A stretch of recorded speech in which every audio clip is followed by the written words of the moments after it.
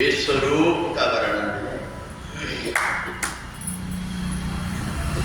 न तु मां सत्य से द्रष्टुम अनेनैव चक्षुषा दिव्यं ददामि ते चक्षु पश्चिमे योगमेश्वरम।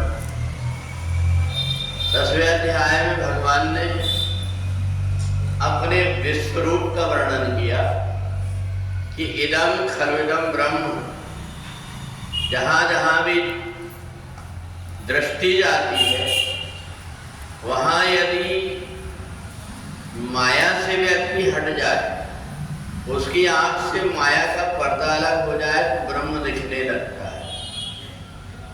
तो इसलिए अर्जुन ने भगवान से पूछा कि आप सब जगह व्याप्त हैं परंतु हमारी दृष्टि में क्यों नहीं आते? भगवान ने कहा न तु मां सत्य से द्रष्टुम अनेनैव चक्षुषा। परमात्मा और जीवात्मा के बीच में माया आ गई और ये जो माया है, इस माया को जब तक व्यक्ति पार नहीं कर पाता तब तक परमात्मा के दर्शन नहीं होते। अर्जुन ने कहा फिर तो मेरा ये मनुष्य जीवन ही बेकार जाएगा, मेरे को परमात्मा के दर्शन नहीं हो पाएंगे। भगवान ने कहा कि परमात्मा के स्वरूप का जिसने दर्शन किया, पहले कभी परमात्मा के स्वरूप का दर्शन किया है, वह व्यक्ति ही परमात्मा को पहचान पाता है। हमने किसी व्यक्ति को कभी देखा ना हो और वह हमारे सामने से निकल भी जाए तो हम उसको पहचान नहीं पाते। इसलिए अपने वेदों में, शास्त्रों में भगवान की मूर्ति बनाकर के मूर्ति की पूजा की जाती है ताकि हमें परमात्मा में एकाग्रता आ जाए। जब हम भगवान की मूर्ति की पूजा करते हैं तो हम देख करके समझ जाते हैं कि जिनके हाथ में धनुष बाण है वो राम है, जिनके हाथ में बंसी है वो कृष्ण है, जिनके हाथ में डमरू त्रिशूल है वो शिव है। ये ज्ञान हमें उसी प्रकार से होता है जैसे किसी व्यक्ति को पढ़ना सिखाना हो तो पहले 12 कड़ी सिखाई जाती है। ऐसे ही मूर्ति बना करके जब हम देखते हैं तो छोटे छोटे बालक भी देख करके जय जय करने लगते, वो समझ जाते हैं भगवान की मूर्ति। तो इसलिए जब हम धीरे धीरे करके परमात्मा के स्वरूप में अपने आप को स्थिर करेंगे तो ये माया कटते जाती है और जब माया कटते जाती है तो फिर परमात्मा के स्वरूप की अनुभूति होने लगती है। और परमात्मा के स्वरूप की जब अनुभूति होती है तो सबसे पहले व्यक्ति को ऐसा लगता है कि मेरे को कहीं से कोई सुगंध आ रही, उसको दिखाई नहीं देती और व्यक्ति कई बार भ्रम में भी पड़ जाता है। साईं तेरा तुझ में ज्यों पुष्पन में वास, कस्तूरी का मृग ज्यों फिर सूंघे घास। व्यक्ति को सुगंध तो आती है परंतु वो पहचान नहीं पाता कि कहाँ से सुगंध आ रही, इधर उधर भटकता है, खोजता है।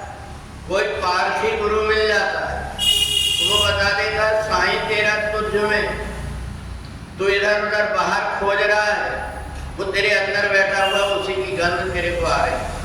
और वो आंख बंद करके जब अंदर देखने लगता है तो अंदर उसको परमात्मा के स्वरूप की अनुभूति हो जाती है।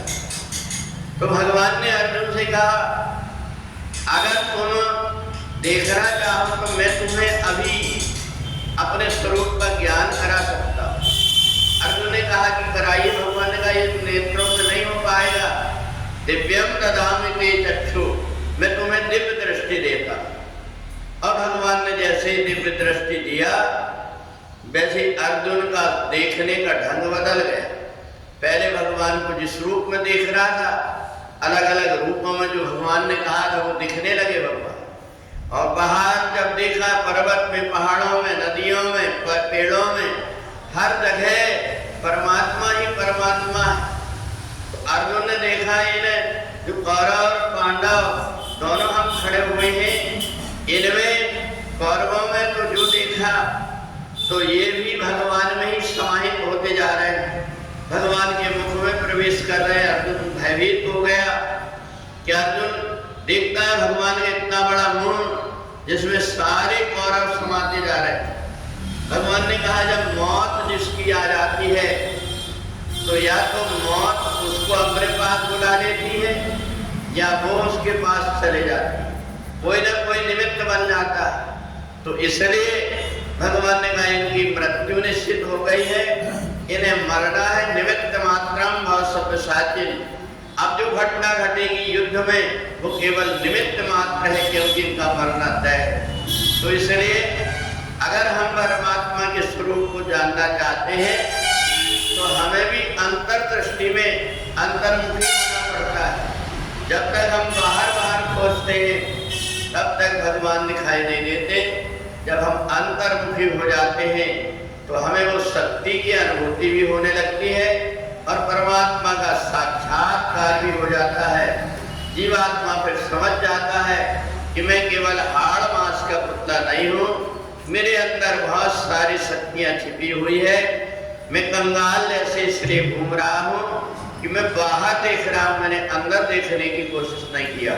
और जिसने अंदर देखा जिन खोजा तिन पाइया गहरे पानी बैठ। तो इसलिए परमात्मा को जब हम अंतर में देखने लगते हैं तो परमात्मा की दर्शन सहज में हमें हो जाती है।